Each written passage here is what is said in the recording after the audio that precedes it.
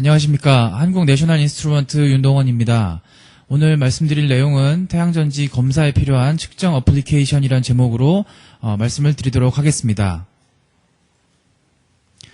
아마 저희 회사를 처음 들어보신 분이 계실지도 몰라서 간단히 회사 소개를 드리겠습니다. 저희 회사는 미국 텍사스 오스틴에 본사가 있고 40여 개국의 지사 중에 저희는 한국 현지 법인에서 약 160명 정도의 직원이 일을 하고 있습니다. 대표적인 제품으로는 랩뷰, GPIB, DAQ 등이 있고 아마 저희 회사를 내셔널 인스트루먼트 또는 NI라는 이름을 못 들어보셨다고 해도 랩뷰라는 소프트웨어를 더 아시는 분이 많이 계시는 것 같습니다. 네, 이렇게 랩뷰와 GPIB, DAQ 이런 부분들에 있어서 저희는 이미 시장 점유율 1위로서 제어계측 업계에서 입지를 가지고 있습니다만 특히 차세대 주력 제품 PAC 또는 PXI 이런 부분들에 대해서도 연구개발과 판매에 주력하고 있습니다. 오늘 말씀드릴 검사 부분, 솔라셀 검사 부분에 대해서는 PXI 모듈형 계측기를 기반으로 말씀을 드릴 예정입니다. 네, 이렇게 저희 NI와 랩뷰를 들어보신 분이 있고 또 최근 태양광 산업 관련해서 아시는 분이 많이 계실 텐데 이 두 가지 접점을 못 찾으시는 분이 많이 계시는 것 같아서 이런 슬라이드를 준비를 해봤습니다.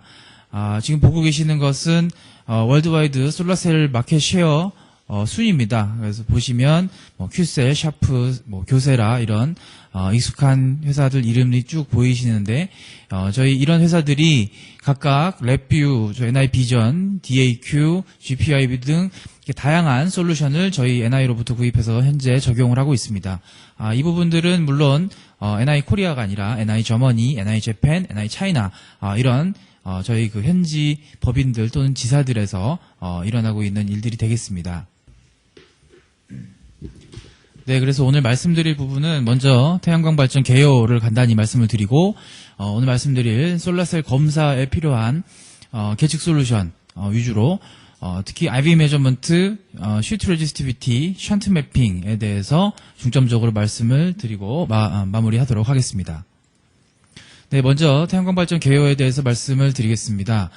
신재생 에너지의 필요성이라든가 태양광이 특히 많이 주목받고 있다는 거 다 알고 계실 거고요. 근데 이런 부분들은 처음에 유가 문제로 처음 이슈화가 됐습니다만 실제로 CO2 배출량 문제, 특히 이제 발리 의정서나 교토 의정서 같이 그 이산화탄소 배출량을 일정 수준 이하로 저감시켜야 되는 그런 쿼터를 받고 있습니다, 우리나라가. 그래서 그런 부분에 있어서 더 특히 더 얘기가 많이 나오고 있고요. 사실은 이제 화석 연료가 고갈됐을 때 이 이후에 아주 큰 시장으로 성장할 것이다라는 것을 누구나 다 이제 알고 있습니다. 그게 언제 올지의 문제다. 이런 상태라고 보시면 될 것 같고요.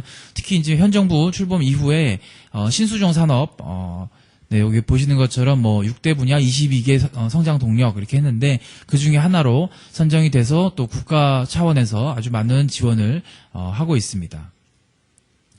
근데 이제 그런 연장선상에서 특히 우리나라는 이제 반도체하고 디스플레이 부분에 있어서 많은 그 강점을 가지고 있습니다. 전 세계적으로 아주 뛰어난 기술적 인프라를 가지고 있기 때문에 이 인접 영역인 태양광 발전 쪽으로 이 기술들과 인적 자원이라든가 하는 부분을 이용을 하면 손쉽게 이쪽 신규 시장에서 아주 괄목할 만한 성장을 거둘 수 있을 것이다라는 기대를 가지고 있고 또 그런 그 추세에 발맞춰서 많은 그 반도체 또는 디스플레이 쪽의 백그라운드를 가지신 그런 분들이 신규로 속속 뛰어들고 있는 그런 상태입니다. 네, 그 태양광 시장 전 세계적으로 봤을 때 2008년에 아주 큰 성장을 했습니다. 연평균 39% 성장을 했다고 나오고 2009년에는 아마 어떻게 될 것이냐 그에 대해서는 아직 얘기는 많지만 이렇게 폭발적인 성장이 계속되기는 어렵겠죠. 근데 그럼에도 불구하고 아주 높은 성장률을 보일 것이다라는 것을 생각할 수가 있습니다. 보시면 이제 2009년에 약간 주춤하다가 2010년 이후로 다시 또 성장세가 가속이 붙을 것이다. 이런 식으로 예측을 하고 있습니다. 네, 오늘 말씀드릴 거는 이제 그 결정질 벌크 타입 솔라셀을 기준으로 말씀을 드리겠지만 사실 검사에 있어서는 이제 제조는 좀 다릅니다. 근데 검사에 있어서는 결정질이든 방막형이든 뭐 염료 감응형이든 뭐 크게 차이가 나지는 않습니다. 근데 이제 그 상식선에서 알고 계시면 좋은데 결정질 타입하고 방막형 솔라셀은 이렇게 크게 두 가지로 나눠서 얘기를 하고 있고요. 보시는 것처럼 단결정 또는 다결정 실리콘 타입이 시장 점유율 90% 가까이, 원래 90% 넘어섰는데 2008년 자료 같은 데 보면 88% 정도로 내려온 것 같습니다만 어쨌거나 시장 전체에 있어서 아주 큰 영역을 가지고 있습니다. 근데 그 이유는 효율이 높기 때문이죠. 단적으로 봤을 때 그렇고, 근데 이제 방막형이나 이제 실리콘, 방막형 쪽으로 이제 많이 그 이슈가 되고 있는 것은 이런 실리콘 원자재 수급 문제라든가, 이건 역시 이쪽도 가격의 급등 또는 급락이 많이 있어서, 말하기는 좀 어렵지만, 실리콘을 사용하는 케이스에, 그 생산 단가가 올라가고 있습니다. 그래서 그런 부분 때문에 방막형은, 좀 다른 용도의, 솔라셀로, 각광받고 있고 지금 많이 개발이 이루어지고 있습니다. 네, 벌크 타입 솔라셀에 아마 다 아시겠지만 가치사슬은 크게 6가지로 나눠서 볼 수가 있습니다. 폴리실리콘, 이거는 실리콘 자체만, SI만을 석출하는 이런 부분이 되겠고, 인곳은 이런 실리콘을 격자 구조, 크리스탈라이즈를 해가지고 실제 그 전자 또는 전공의 전도성을 높여주는 이런 형태로 인곳을 만들게 됩니다. 이것을 얇게 잘라가지고 웨이퍼를 만들게 되고요. 이 웨이퍼는 이 웨이퍼 만드는 데까지의 공정은 제가 지금 단결정 타입을 말씀을 드렸습니다만 반도체에서 사용되는 것하고 아주 비슷합니다. 요 다음부터가 태양광이 달라지는 부분이 되겠고요. 그 다음에 그렇게 만들어진 웨이퍼를 가지고 에칭을 하고, 이제, 보통 이제 P타입 웨이퍼를 쓰면 N타입 도퍼를 씌워가지고, PN 정션을 만들어주고, 거기 전극을 삽입해서 솔라셀을 만들게 됩니다. 그것들을 이제 너무 작으니까 쓸 수가 없어서, PV 모듈로 한 보통 몇십 개를, 연결을 해가지고, 출력을 키워준 다음에, 그런 모듈을 또 몇천 장 또는 몇만 장을 연결해서 모니터링 시스템하고 통합을 시키면 하나의 태양광 발전 시스템이 만들어지게 됩니다.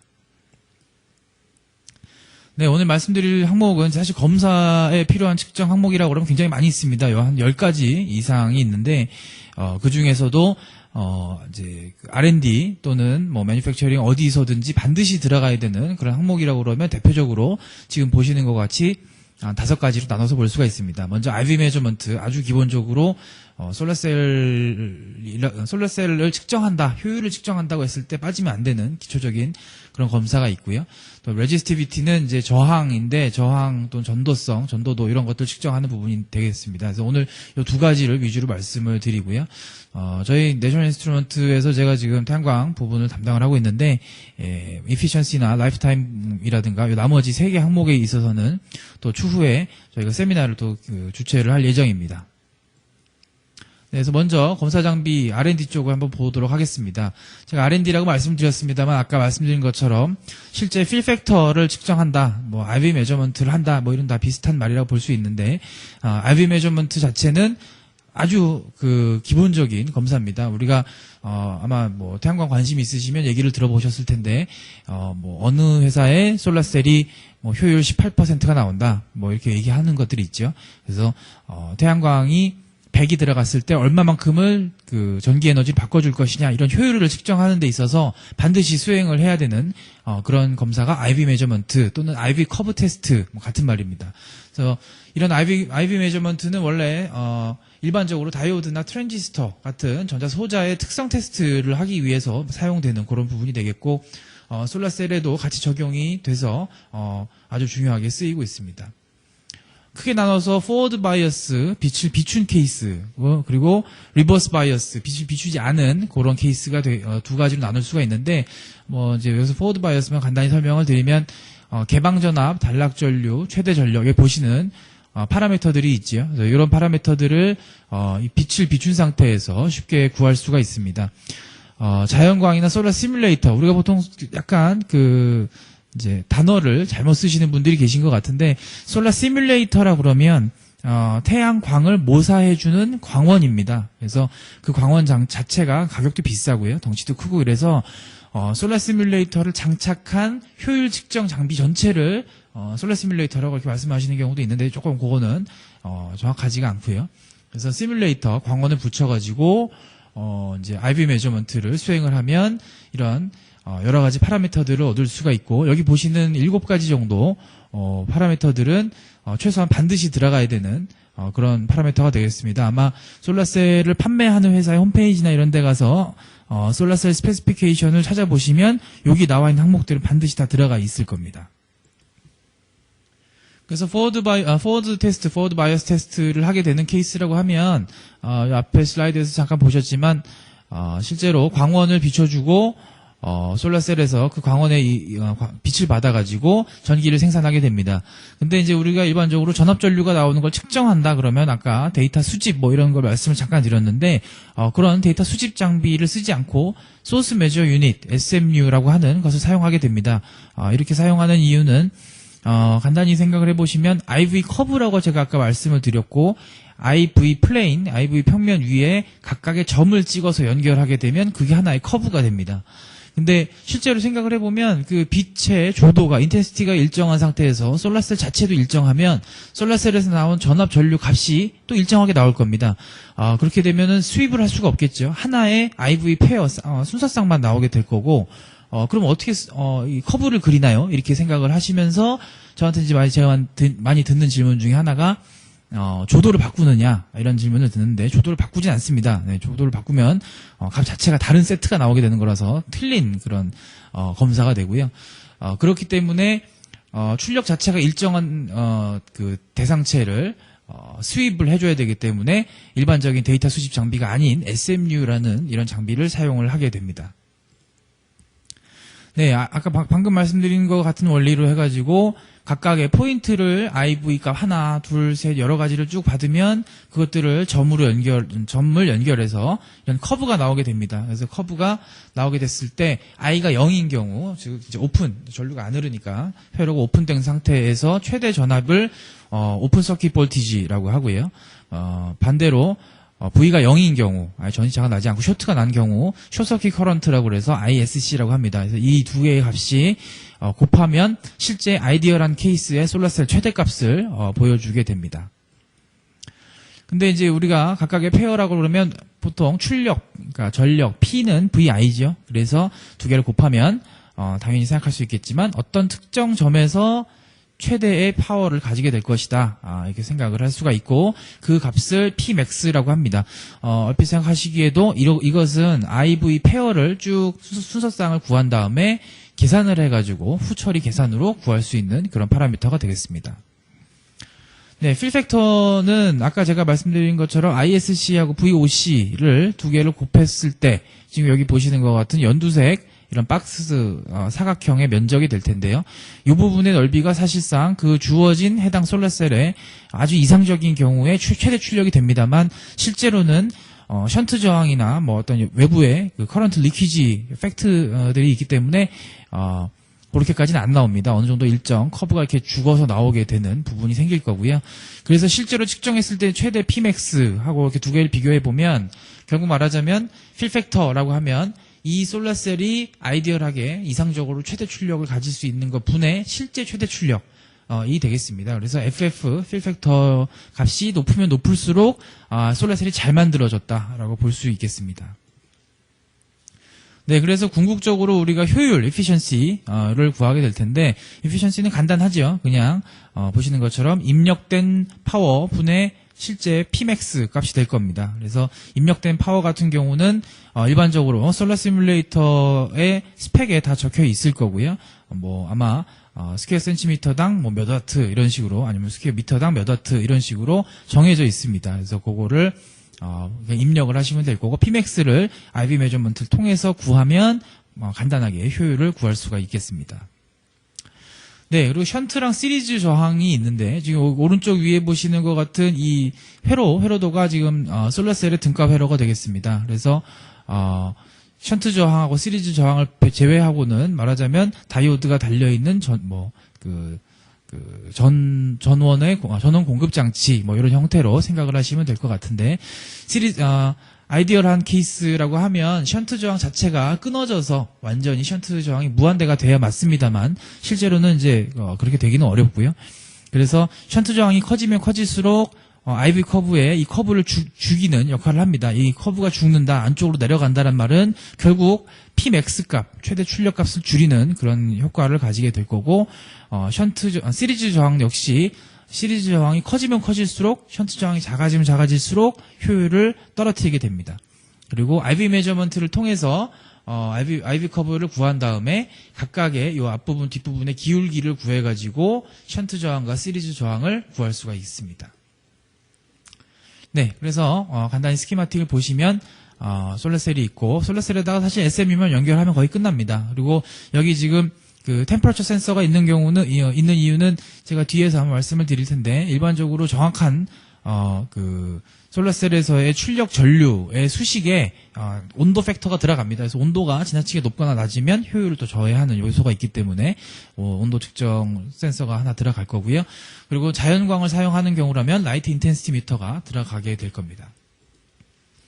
네, 그래서 아까 SMU를 갖고 그 솔라셀 효율을 측정해야 된다 이렇게 말씀을 드렸는데 저희 내셔널 인스트루먼트도 SMU를 가지고 있습니다. 그래서 이 소스 메저 유닛을 일반적인 박스형이 아니라 보드 타입의 SMU를 가지고 있고 스펙은 플러스 마이너스 20V 2A 출력을 가지고 있고 해상도는 10나노암페어 이렇게 돼 있습니다. 그래서 뭐 아주 그 레인지가 크다고 볼 수는 없겠지만 어느 정도 커버를 할 수 있는 그런 부분이 되겠고요.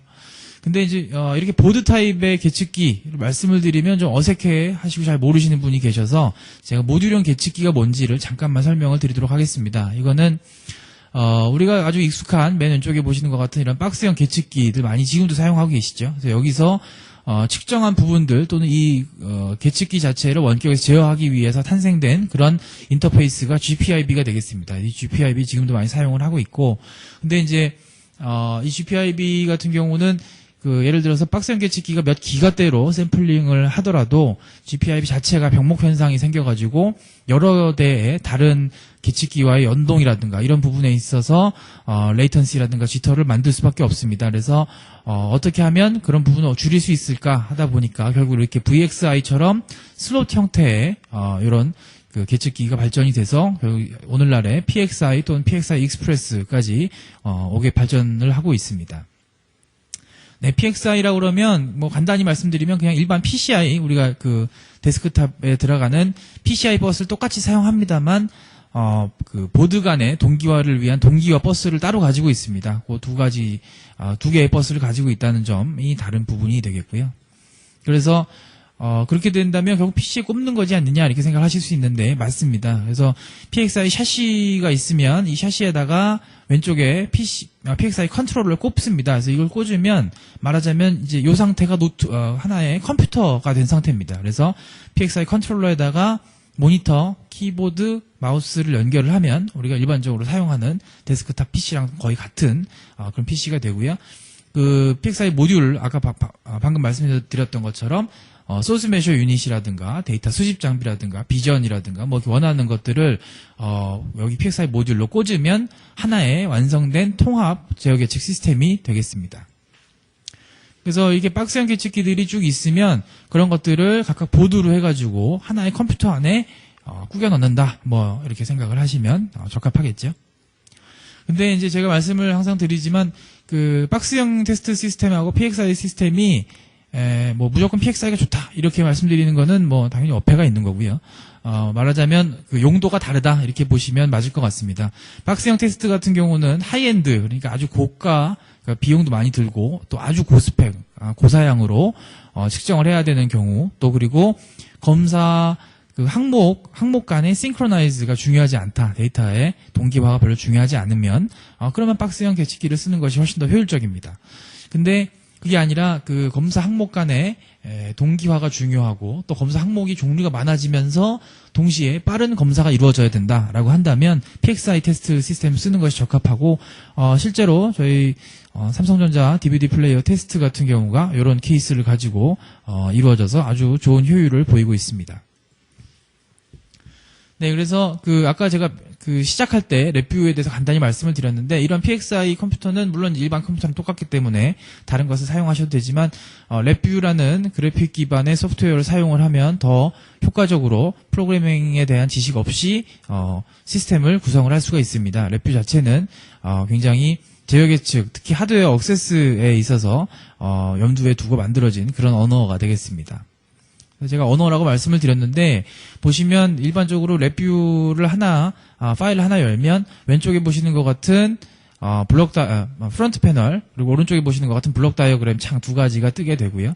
이것은 각각 블록 다이어그램에서 로직을 구성을 하고 프론트 패널에서 내가 측정한 값을 본다거나 아니면 내가 원하는 파라미터를 입력하는 이런 부분으로 이루어져 있습니다. 그래서 제가 많이 듣는 질문 중에 하나가 이런 형태의 인터페이스 프로그램 많이 있지 않느냐. 그래서 결국에 인터페이스니까 이거의 로우 레벨 코딩은 어디 있느냐 이런 말씀을 많이 듣습니다만 제가 그 랩뷰를 언어다라고 말씀드린 이유는 그런 건 없습니다. 그래서 랩뷰 자체 컴파일러를 가지고 있기 때문에 지금 오른쪽에 보시는 것 같은 이런 블록 다이어그램 자체를 구성을 하면 그 자체로 실행 파일을 만들어서 실행하게 되는 그런 형태를 가지고 있습니다. 그래서 프론트 패널에는 굉장히 많은 UI들을 가지고 있기 때문에 아마 PLC 같은 거 사용하신 분들 계시면은 뭐 HMI 프로그램 사가지고 태그 연결하고 이런 거 생각하시면 비슷하다고 볼 수 있고요. 블록 다이어그램은 각각의 함수를 이런 아이콘으로 또 앞에서 보셨던 여러 가지 객체들을 아이콘으로 제공을 합니다. 그래서 이런 아이콘 간의 데이터 흐름을 와이어로 연결하면 코딩이 끝납니다. 그래서 이 프로그래밍의 아주 간단한 예를 하나 들어보면 여기 오른쪽에 보시는 것처럼 A라는 W형 변수에서 와이어가 쭉 나와가지고 마이너스라는 함수에 들어갔습니다. 그리고 B라고 이름 붙어져 있는 W형 변수에서 또 역시 들어갔죠. 그래서 A-B가 됐구나라고 알 수가 있고 마이너스 함수 오른쪽에서 와이어가 쭉 나오면 이 와이어 위에 있는 지금 값은 A-B의 결과값이 될 겁니다. 이런 식으로 해가지고 결국 A-B 플러스 D 곱하기 C는 2 이런 식으로 누가 봐도 직관적으로 금방 알 수 있는 이런 그래픽 기반의 프로그래밍 방식을 채택을 하고 있습니다. 네, 그래서 모듈형 계측기 그리고 제가 랩뷰에 대해서 간단히 설명을 드렸는데요. 이번에는 레지스티비티 한번 보시겠습니다. 레지스티비티라고 그러면 사실은 이제 그 여러 가지 그 저항들이 있죠. 근데 특히 여기서 말씀드릴 거는 시트 레지스티비티, 즉 면저항 측정이 되겠습니다. 그래서 면저항 측정이라고 그러면 특히 솔라셀을 만들 때에 있어서는 웨이퍼를 받아가지고 제가 아까 웨이퍼를 받아서 공정이 시작된다 이 말씀을 드렸는데 웨이퍼의 전도성이 너무 떨어진다, 즉 면저항이 너무 커져버리면 PN 접합에서 나오는 전자전공이 분리가 됐다가 전극으로 가지 못하고 그냥 다시 재결합이 돼버리겠죠. 그렇게 되면 안 되기 때문에 면적을 측정하는 게 아주 중요한 부분이고 그걸 측정하기 위해서 뭐 여러 가지 방법이 있겠습니다만 가장 많이 쓰는 거는 보시는 것 같이 4포인트 프로브라는 방법을 많이 사용을 하게 됩니다. 그래서 4포인트 프로브는 여기 보시는 것처럼 일정한 간격에 4개의 팁이 있습니다. 이게 끝이 접촉하게 되어 있는 팁이 있고 이 각각의 팁들 사이에 특히 1번하고 4번 사이에 전류를 흘리고 2번하고 3번 사이에 전압을 측정하게 되면 그 전압 전류값 가지고 간단히 공식에 대입해서 면적을 구할 수 있게 됩니다. 이건 뭐 그 비단 그 태양광뿐만 아니라 일반적으로 면적을 측정할 때 아주 많이 쓰이는 그런 방법이 되겠습니다. 그래서 이런 그 방금 보셨다시피 4점에서 2개의 출력을 주고 2개 입력을 받는다 이렇게 말씀드렸으니까 아까 말씀드렸던 SMU 가지고 다 해결을 할 수 있겠죠. 그래서 일반적으로 사용하는 4포인트 프로브 헤드 텅스텐으로 만든 이런 팁들을 연결을 해가지고 스테이지를 움직여서 찍든지 아니면 뭐 스위치를 할 수 있습니다. 제가 무슨 말씀이냐면 웨이퍼가 있으면 뭐 6인치 웨이퍼 그러면 면이 넓지요. 그래서 저 텅스텐 팁은 굉장히 작기 때문에 대표값을 하나만 찍는 일은 거의 없습니다. 거의 시메트리를 맞춰가지고 5점 이상을 찍게 되는 게 일반적이기 때문에 모션 컨트롤러 같은 것으로 이동을 해서 찍든지 아니면 뭐 논문 같은 데서 제가 본 거는 아주 매트릭스로 텅스텐 팁을 여러 개를 달아가지고 앞에 스위칭하는 방식으로 측정을 할 수도 있습니다. 네, 제가 아까 공정을 제가 잠깐 말씀드렸는데 웨이퍼를 가져와서 처음에 검사를 한다 이렇게 말씀을 드렸죠. 그래서 웨이퍼를 가져와서 면적을 측정하고 그 다음에 와이어 소잉이라는 보통 그런 이제 그 톱질입니다. 말하자면 실 가지고 실을 빨리 돌려서 웨이퍼를 자르기 때문에 그 결과인 웨이퍼의 표면에는 처음에 왔을 때는 굉장히 데미지가 심합니다. 그래서 바로 쓸 수가 없고, 그래서 이제 에칭을 통해서 그 데미지를 날리고 텍스처링을 해가지고 반사 효율을 좋게 만드는 거죠. 반사가 덜 되도록 만들고, 그 다음에 일반적으로 이제 P타입 웨이퍼를 쓴다 그러면 N타입 도퍼로 포스포러스 인을 사용을 하게 되니까 저거를 CVD나 이런 공법을 통해서 그 도핑을 합니다. 그 다음에 반사 방지막을 입히게 될 거고요. 반사 방지막 같은 경우는 뭐 여러 가지 씁니다만 그 실리콘 나이트라이드를 많이 씁니다. 그래서 실리콘 나이트라이드가 색깔이 파란색이라서 우리가 많이 보는 태양전지들이 파란색을 많이 띠고 있죠. 그리고 메탈라이제이션은 전극을 삽입해서 분리된 전자 전공을 빼내야 우리가 전기를 쓸 겁니다. 그래서 전극을 삽입을 하게 될 거고, 공정상에서 엣지 트리트먼트가 굉장히 중요합니다. 이거는 제가 요 다음 장에 말씀을 드릴 거고, 그래서 엣지 트리트먼트가 끝나면 효율 테스트를 한 다음에 이제 출하를 하게 되겠죠. 엣지 아이솔레이션 같은 경우는 공정상에서 실제로 P타입 웨이퍼를 쓰게 되면 N타입 도핑을 한다 이렇게 말씀을 드렸는데, 앞뒤를 다 하는 게 좀 양면 도핑을 했다고 치면 이 앞뒤로 전극을 또 받기 때문에 여기 그 끝부분을 오른쪽 그림처럼 끊어줘야 됩니다. 그래서 이걸 잘 끊어주지 못하면 말하자면 약간 쇼트까지는 아니지만 커런트 리키지가 생겨서 솔라셀의 효율을 아주 많이 떨어뜨리는 그런 안 좋은 영향을 미치게 됩니다. 그래서 이렇게 아까 말씀드린 션트를 다시 말씀을 드리게 되는 건데, 션트 저항 같은 경우는 아이디얼한 케이스면 무한대다, 끊어져야 된다 이렇게 말씀드렸지만, 그 엣지 아이솔레이션을 만약에 레이저로 했다고 하면 뭐 한 5,000에서 7,000옴 뭐 그 정도면 일반적으로 사용하는 수준이 됩니다. 근데 그 정도만 돼도 벌써 무한대가 아니고, 심지어 어떤 그 공정상의 이유로 그보다 더 낮은 션트가 생기면 전류가 새겠죠. 그렇기 때문에 그런 것들을 잡아야 되는데, 아까 IV 메저먼트에서 나온 션트 저항 같은 경우는 솔라셀의 대표값입니다. 그냥 이 솔라셀이 션트를 얼마를 가지고 있다 이렇게 되는 거지, 이 션트가 어디서 무슨 이유로 발생했다라는 건 알 수가 없습니다.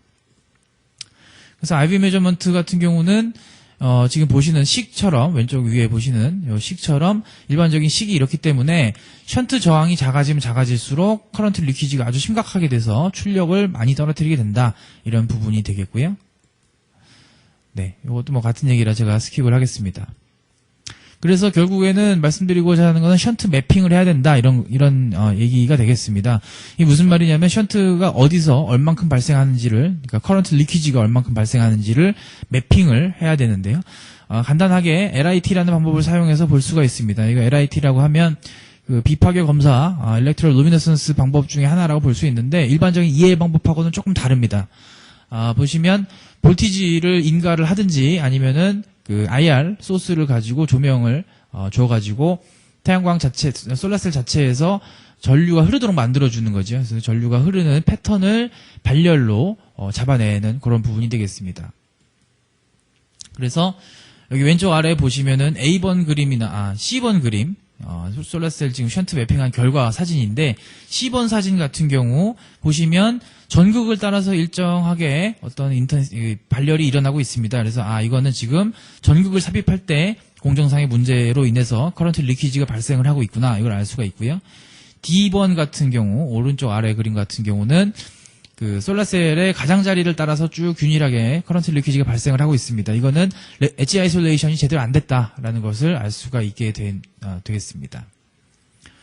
근데 이제 이런 컨벤셔널한 일반적인 특히 이제 볼티지를 걸어주는 LIT를 많이 쓰고 있습니다만, ILIT라고 또 이제 다른 아까 제가 말씀드린 IR 조명을 조사하는 이런 방법으로도 사용할 수 있습니다. 요거는 해상도나 이런 부분에 있어서 조금 떨어질 수는 있지만 검사 시간이 빨라진다, 이런 장점이 있고요. 그래서 이제 얼핏 보시기에도 션트 매핑이다 이러면 실제 필요한 기술이 그럼 비전이 당연히 들어갑니다. 특히 이제 비전 후처리 부분, 이미지 프로세싱에 있어서 아주 많은 노하우가 필요하게 될 거고, 이거는 이제 본인 개발하시고자 하는 분들이 각자 자신의 기술을 적용을 시키셔야 되는데, 실제로 그런 기술을 잘 아시는 분들은 비전 처리 자체에 대해서, 그러니까 말하자면 이거는 머신 비전은 툴일 뿐이지 알고리즘은 아니죠. 그래서 알고리즘을 잘 구현시켜 줄 수 있는 그런 부분들을 가지고 계셔야 되는데, 저희 내셔널 인스트루먼트도 다른 일반적인 그 비전 프로바이더와 같이 비전 관련된 소프트웨어 이런 많은 알고리즘을 가지고 있는 그런 그 테크니컬 라이브러리를 제공을 하고 있습니다. 또 역시 프레임 그래버들도 많이 가지고 있고 있습니다. 그래서 지금 이거는 제가 얼마 전에 세미나를 할 때 저희 협력업체와 같이 만든 데모의 그 계략도가 되겠습니다. 이거는 아까 말씀드렸던 PXI 산업용 컴퓨터라는 하나의 큰 틀 안에 프레임 그래버, DMM, 파워 서플라이, SMU 이런 여러 가지 장비들을 꽂아가지고 랩뷰로 프로그래밍을 쉽게 하는 이런 컨셉으로 만들어졌고, 기능은 방금 말씀드렸던 ILIT 그리고 IV 메저먼트, 4포인트 프루브를 모두 포함하는 그런 기능을 가지고 있습니다. 그래서 아까 말씀드렸던 것처럼 모듈형 계측기 타입, 즉 PXI 타입의 그 4130 제가 SMU로 말씀을 드렸는데요. 이거는 파워 서플라이가 되겠습니다. 그래서 파워 서플라이 여기 앞에서 보여드렸던 것처럼 내가 원하는 펄스 타입으로 어떤 전원을 주기 위한 그런 장비가 되겠고, DMM 그러면 디지털 멀티미터를 말합니다. 그래서 아마 그 핸드헬드 방식으로 이렇게 들고 다니면서 빨간색, 까만색 그 라인으로 전압 전류 찍어보신 분들 많이 계실 텐데, 그런 것들을 저희도 보드 타입의 고사양 보드 타입으로 가지고 있습니다. 그래서 일반적으로 데이터 수집 장비가 커버하기 어려운 그런 그 고사양의 측정을 위해서 많이 사용이 되고 있습니다. 네, 지금 보시는 거는 제가 아직 굉장히 국내에서는 잘 사례가 없어서, 인터넷을 보다가 찾은 건데요. 옥스퍼드 대학교 물리학과에서 랩뷰와 저희 데이터 수집 장비 DAQ를 가지고 션트 매핑하는 장비를 만든 그런 부분이 되겠습니다. 그래서 보시는 것처럼 션트를 일부러 동그랗게 만들어가지고 구멍을 뚫고 전도성 물질을 발라가지고 션트를 발생을 시키고, 그거의 열 발생을 사진을 촬영을 해서 인텐시티 프로파일을 보시는 것처럼 보고 있습니다. 네, 그래서 양산 라인 쪽을 또 잠깐 살펴보겠습니다. 양산 라인은 가장 결정적으로 뭐가 필요로 하는 요소가 다릅니다. 제가 아까 그 R&D 쪽 같은 경우는 검사도 굉장히 많은데 필수적으로 들어가야 되는 것이 이 정도다 이렇게 말씀을 드렸죠. 근데 매니팩처링 라인 같은 경우 보시면 솔라 시뮬레이터, 광원에 대한 제어가 필요합니다. 가장 결정적인 차이를 만드는 거는 R&D에서는 택타임, 즉 검사 시간이 좀 의미가 없죠. 근데 매니팩처링 라인 같은 경우는 보통 시간당 2,000장 정도 전후의 수준으로 생산이 되기 때문에 셀 한 장 만드는데 거의 1.8초 정도 걸리는 겁니다. 그래서 굉장히 검사가 빨리 이루어져야 되기 때문에 많은 양의 검사를 하기는 좀 쉽지가 않고요. 그러다 보니까 아주 기본적으로 IV 메저먼트하고 비전 인스펙션, 여기서 말하는 비전 인스펙션은 외관 검사나 마이크로 크랙 같은 이런 부분이 되겠습니다. 그래서 이 두 가지는 반드시 들어가야 되고, 그리고 검사가 또 빨리 이루어져야 되다 보니까 권장 해상도 같은 경우는 마이크로 암페어에서 나노 암페어대를 넘어가지 않습니다. 왜냐하면 전류의 해상도가 올라간다라는 말은 결국에는 IV 커브에 있어서 점을 더 많이 찍어야 된다, 검사를 더 많이 해야 된다, 이런 말이기 때문에 검사 시간이 아주 많이 늘어납니다. 그래서 해상도는 이 정도를 넘기가 어렵고요. 실제 R&D 부분에 있어서는 피코 암페어대도 많이 사용을 하는 걸로 제가 알고 있습니다. 그래서 이렇게 통합된 그 생산 라인에서의 검사, 외관 검사 같은 경우를 예를 잠깐 들어보면 실제 아주 간단한 모식도가 되겠죠. 어떤 컨베이어 벨트 위에 제품이 지나가고 카메라가 있고 조명이 있어서 카메라가 사진을 포토 일렉트릭 다이오드에서 들어오는 트리거로 인해서 사진을 찍게 됩니다. 그래서 찍으면 메인 컴퓨터가 있을 텐데 컴퓨터에서 정해놓은 로직대로 양불 판정을 검사를 하게 될 거고, 불량이 났다 그러면 액추에이터 같은 것으로 또 아니면 라인을 조정하든지 해서 불량품을 제거를 하는 이런 컨셉이 아주 간단한 생산 라인에서의 검사가 되겠습니다. 그래서 저희 내셔널 인스트루먼트는 일반적인 모션 시스템 구성에 있어서 모터도 저희가 일부 취급은 하지만 대부분의 경우는 이제 모션 컨트롤 보드, 제어 장치라고 하는 컨트롤러와 파워 드라이버 그리고 어플리케이션 소프트웨어를 제공을 하고 있습니다. 그래서 보시는 것이 랩뷰 프로그램이고요. 지금 랩뷰 프로그램으로 모션 예제를 보고 계십니다. 굉장히 간단하게 프로그래밍을 할 수가 있고, 랩뷰의 장점이라 그러면 프로그래밍에 대한 그 전문적인 지식이 없어도 굉장히 빨리 시스템을 만들 수 있다라는 부분이 가장 좋은 점이 되겠습니다. 근데 이제 또 하나는 모션 어시스턴트라는 어시스턴트 프로그램이 있어가지고 이 자체가 만약에 내가 어떤 프로파일을 그러니까 움직이는 어떤 경로로 움직여야 된다 또는 가속 감속을 어떻게 가져가야 된다라는 것을 알고 있다면 그것을 직접 여기서 적용을 시켜서 구동을 시켜본 다음 완성되면 코드를 만들어줍니다. 네, 그래서 이렇게 랩뷰나 비주얼 베이직, C 같은 프로그램 코드를 만들어주게 되니까 그것을 가지고 메인 프로그램에 붙여서 사용을 하게 됩니다. 네, 그래서 그 양산 쪽에 필요하다고 하면 이런 형태가 될 겁니다. PXI 산업용 컴퓨터 안에 SMU 당연히 들어가야 되겠죠. IB 커브는 당연히 해야 되니까. 산업용 카메라를 사용하게 되면 프레임 그래버 많이 사용하게 될 거고요. 솔라 시뮬레이터나 레이저 센서 같은 것들은 일반적으로 시리얼 통신을 많이 제어를 하기 때문에 시리얼 포트가 있으면 될 겁니다. 그리고 라인 앞뒤에 이송을 위해서 모션 제어 이런 부분이 들어가게 돼서 이것들을 하나의 PXI 산업용 컴퓨터에 모두 집어넣고 랩뷰로 프로그래밍을 하면 손쉽게 통합을 할 수 있는 이런 구조가 되겠습니다. 네, 그래서 적용 사례는 저희가 마이크로게이트나 이렇게 반도체 쪽에서 사실 많이 있습니다. 모션과 비전을 합쳐가지고 구성을 한 사례가 있고요. 제가 재밌는 사례를 하나 소개를 드리려고 하는데 아주 얼마 전에 들어왔습니다. 한 2주 전에 제가 이제 그 NI 스페인 쪽에서 얘기를 들은 건데 실리켄이라는 재밌는 회사가 있습니다. 여기는 태양광 관련해서 많은 일을 하고 있는데 원래는 PV 모듈을 만들고 인버터 그리고 설치 운영까지 하는 그 다운스트림 쪽에 일을 많이 하는 회사였는데 점점점 수직 계열화로 그 사업을 확장을 해가지고 심지어 폴리실리콘까지 하는 그런 리뉴얼 에너지 회사가 되겠습니다. 이 회사에서 저희 NIA 하드웨어, 소프트웨어 가지고 굉장히 다양한 일들을 했는데요. 가장 첫 번째로 말씀을 드릴 만한 거는 아마 우리나라에서도 지금 동양제철화학 같이 폴리실리콘을 하는 회사들이 이제 생겼고 또 아마 더 생기지 않을까 생각이 드는데 폴리실리콘 아까 말씀드렸던 실리콘 원재료 만드는 이 플랜트에 저희 내셔널 인스트루먼트의 소음 진동 소프트웨어와 그리고 다이나믹 신호 수집 모듈 이건 이제 진동을 측정하기 위한 특화된 모듈이 되겠습니다. 그래서 이거랑 프레임 그래버 비전을 사용해가지고 입자 크기 모니터링하는 부분을 적용을 시켰습니다.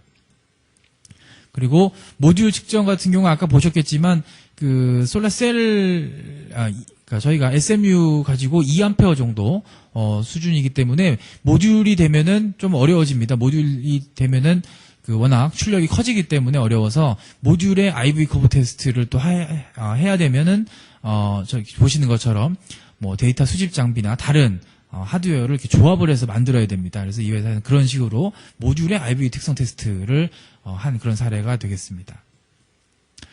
네, 그래서 요약 및 결론으로 말씀을 간단히 드리겠습니다.